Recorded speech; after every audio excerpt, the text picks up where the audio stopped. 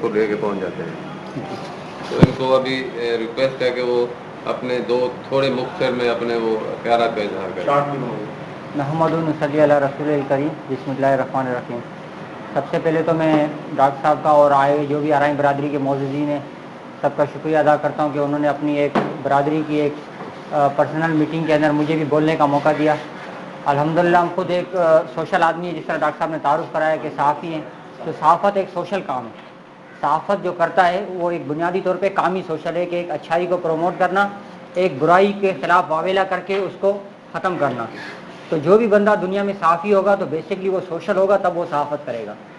تو میں رہائش میری مکلی میں ہے. مکلی ٹھٹہ جو ہمارے ڈسٹرکٹ کا ڈویژن ہو گیا اس کا ہیڈ کوارٹر ہے. پورے ڈسٹرکٹ کا جو سرکاری نظام ہے اور غیر سرکاری جو بھی این جی اوز کا نظام ہے سماجی، وہ سارا مکلی پہ چلتا ہے.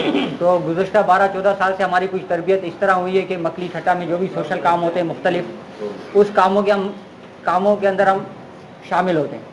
اب میری اللہ پاک نے روزی روٹی یہاں لگائی، میں شاکر میڈیکل میں ڈیوٹی کرنے آیا. تو یہاں پہ بھی اللہ پاک نے مجھے میری وہ خوراک دی کہ میں نے دیکھا کہ ڈاکٹر صاحب اور ان کی ٹیم جو ہے وہ کتنا سوشل کام کر رہی ہے. تو اگر یہ سوشل کام یہاں نہ ہو رہا ہوتا تو مجھے آنے جانے کے سفر میں اور کچھ ایسی پرابلم ہے کہ میں شاید جاب کنٹینیو نہیں کرتا، میں کہیں اور اپنے لیے جاب تلاش کرتا یا گھر بیٹھ جاتا. لیکن مجھ کو میری خوراک ملی کہ جو کام میں نے 12-14 سال سے ٹھٹہ مکلی میں کیے، مختلف جو وہاں پہ ڈیزاسٹر آئے، سیلاب آیا، جو بھی واقعات ہوئے ان میں ہم نے کام کیے، وہ سارے کام مجھے اس سائل وطن ویلفیئر ایسوسیشن اور انجمن آرائیاں اور شاکر ہاسپٹل تینوں ایک دوسرے کے حصے ہیں. ان میں مجھے ایک کام ملا ڈاکٹر صاحب کی سربراہی میں. ان کی ٹیم، ان کے دوست جو ان کے پاس آتے ہیں، ان کے پاس وہی لوگ آتے ہیں جن کا خود لائن یہی ہے، سوشل لائن ہے، اور کوئی کسی اور لائن کا بندہ ان کے پاس کائی کے لیے آئے گا. جو ان کی لائن ہے وہ لوگ ان کے پاس آتے ہیں، ہم ان سے کچھ حاصل کرتے ہیں. مثال کراچی سے محمد پرویز ارائیں صاحب آتے ہیں، جب بھی وہ یہاں تشریف لائے ہم نے ان کی کوئی بات سنی، کوئی ان کی صحبت میں بیٹھے تو کوئی ایک اچھی بات ہم نے حاصل کی. اور اس طرح مختلف لوگ برادری کے بھی اور غیر برادری کے آتے رہتے ہیں.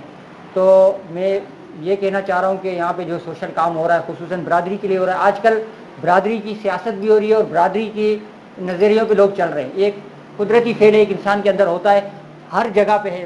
ملا اتحاد، سما اتحاد، وہ اتحاد، مختلف اتحادوں کے جو کیا اتحاد. میں خود پٹھان ہوں، محمد علی خٹک. ہم پٹھانوں کا بھی اتحاد ہے، سندھ ویلفیئر ایسوسی ایشن. یہ کیا ہے، وقت کی ضرورت ہے، حالات کی ضرورت ہے.